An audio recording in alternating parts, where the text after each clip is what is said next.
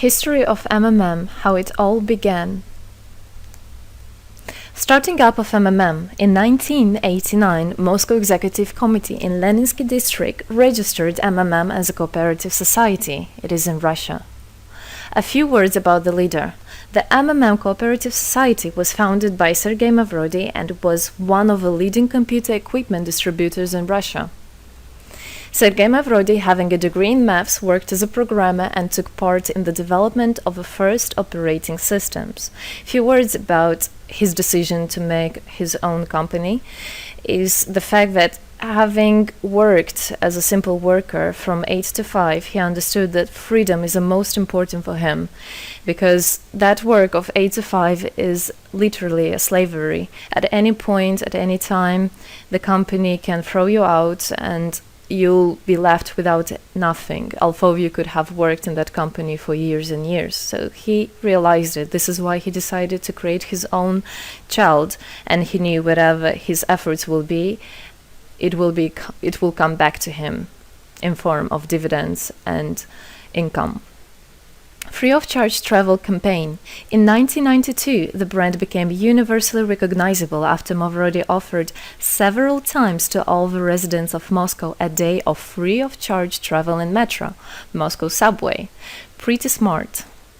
Birthday of MMM. On October 20, 1992, the joint stock company MMM was registered. In fact, it is a birthday of MMM in the traditional form in which people got used to consider it. The shares of MMM on sale. February 1st, 1994, the shares of MMM went on sale, and people immediately began to buy them. Moreover, the company willingly bought them back on a new, higher rate, which grew very fast at about 100% per month.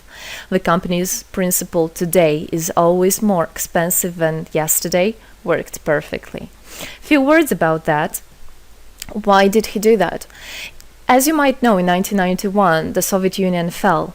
So if until at the time of the Soviet Union, everything that there was in the country, like properties, different companies, or whatever that was bringing some goods, was national. So any person of the country was entitled to have a share of that production, of that company. Everybody was equal. But when the Soviet Union fell, what it meant is that all the companies, all the properties had to be privatized. So you can imagine there is a company, a huge company. People worked there for years and years. And at one moment, there comes a person and says, all that is mine. Yes, this was the case. And obviously that information, that laws about the fact that it was possible to privatize was kept only for a small group of people for obvious reasons. So a simple worker who worked in that company for years and years or all his life didn't know he can actually come and say by law that that is his.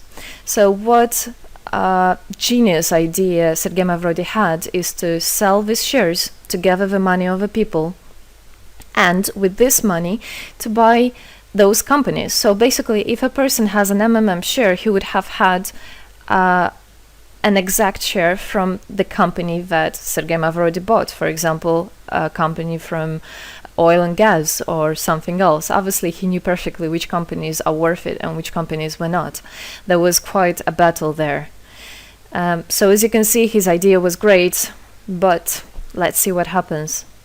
Government is trying to hinder MMM's activities. Surprise, surprise! Planned by the Russian government, MMM 94 was intentionally collapsed. It began when tax inspectors accompanied by OMON officers passed through the crowd of depositors and went inside the central office of the company to give a notice about the planned tax inspection. Right. So obviously, the small group of people that I was talking about is the government people, is the people that have connections and so on. And they wanted, obviously, all that money, all those properties to be kept in their hands. This is how the nowadays oligarchs were made.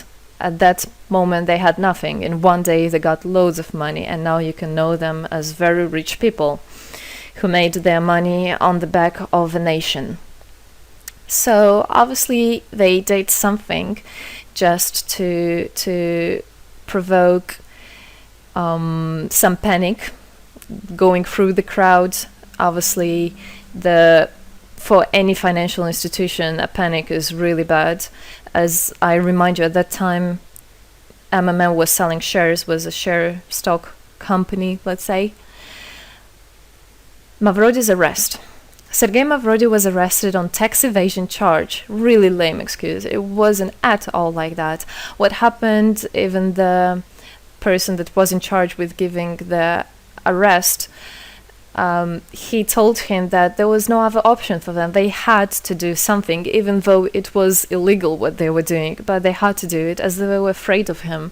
Because, as he said, another 2-3 months, and in whole Russia there would be no government, no banks, nobody, only Sergei Mavrody, that who holds the money nowadays. This is in charge.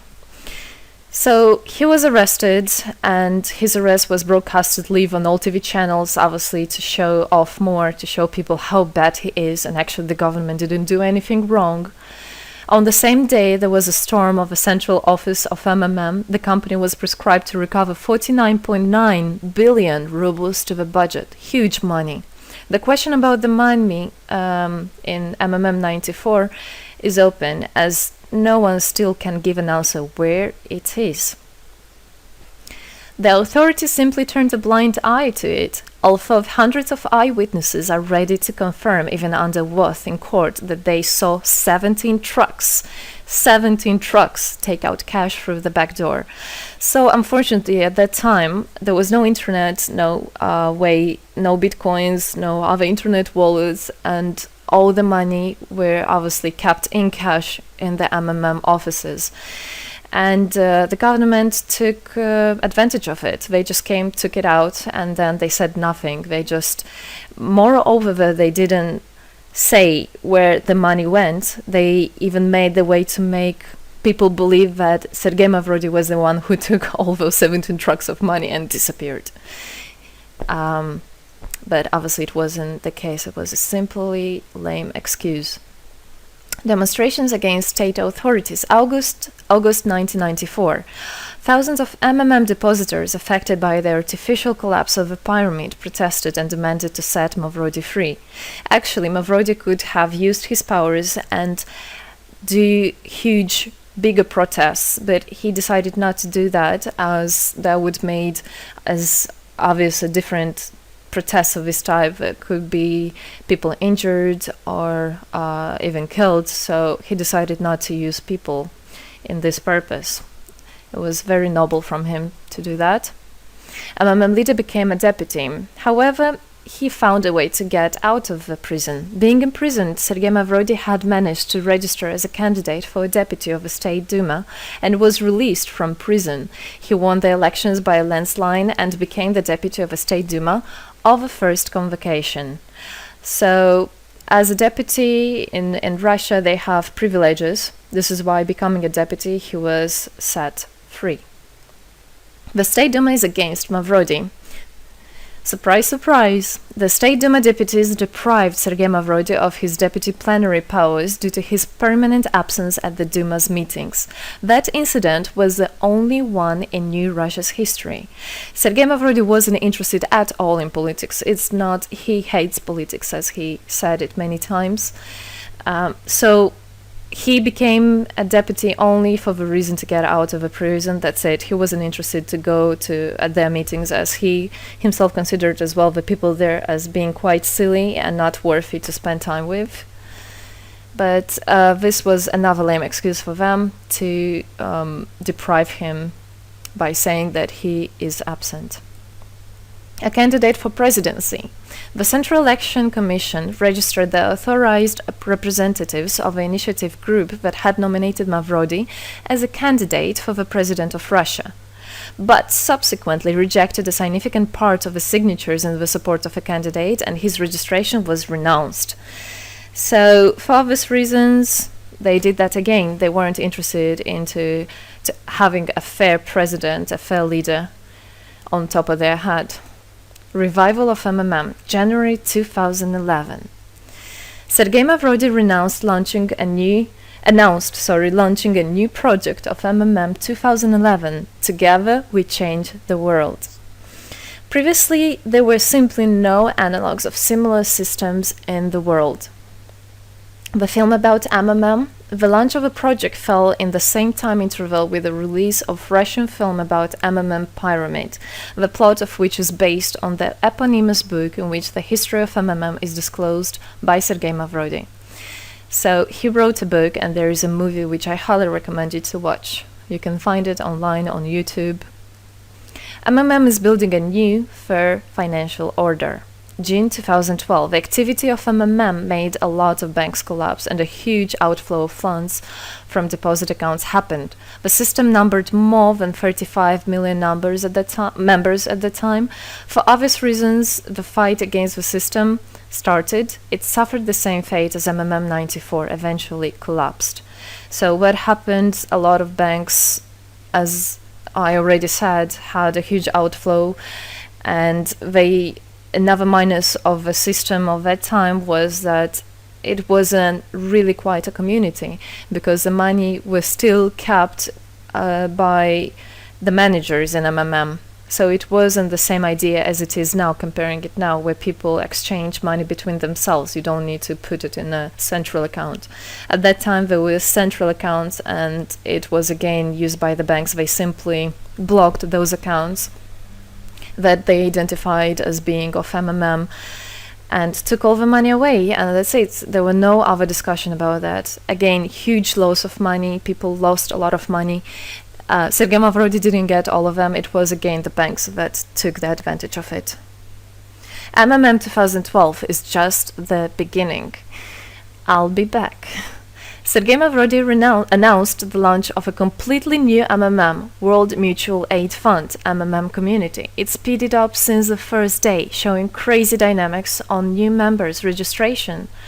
It has been decided to send 10% of the whole turnover on payments to the affected members of MMM 2011. So again, another genius idea. In order not to make central accounts, in order not to gather the money somewhere, now the money are spread directly between participant itself. You can just check in your account online whom you should transfer the money to. So MMM now is connecting all the people between themselves and exchange, so that they can exchange the money and get benefits of it. It's amazing and it's crazy, but it is true. MMM is growing. Some short facts. 2012, MMM started its development in India. It had great, huge developments. 2012-2013, following India, MMM Bangladesh was launched as well. 2013, MMM Indonesia was launched. 2014, MMM Hong Kong. And it's not the end. MMM Global, 2014. MMM Global started up in the spring 2014. It is a voluntary network, a community of millions and millions of people from more than 100 countries worldwide. So there is already MMM settled in Argentina, Brazil, Philippines, Hong Kong, and other. And all the rest of people in the world from all the countries of the world are able to participate as well. So they rebelled against the financial slavery and combined their money for this purpose. So how it is possible? MMM, the Republic of Bitcoin. Bitcoin is another genius idea to set the world free. For MMM Global participants' convenience, there were some trendy ideas on funds transfers implemented. From now on, all the countries where you can buy and sell Bitcoins can be registered in a branch of Free People of the Republic of Bitcoin. Thus, there is no barriers to develop MMM in small countries due to their restrictions on the international bank transfers. Banks.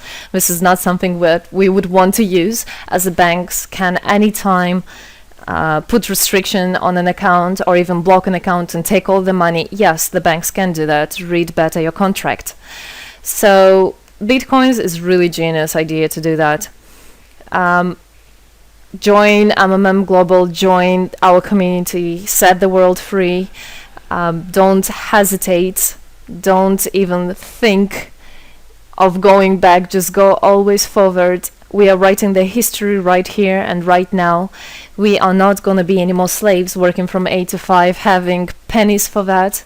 We want to hold our own money and to get the benefits of it. I don't want a bank to use my money for their own purposes. I want us people, free people, to use our money, to exchange the money when it is needed, and to help each other. This is really a great idea. And join us, write the history here today with us. And together we will indeed change the world.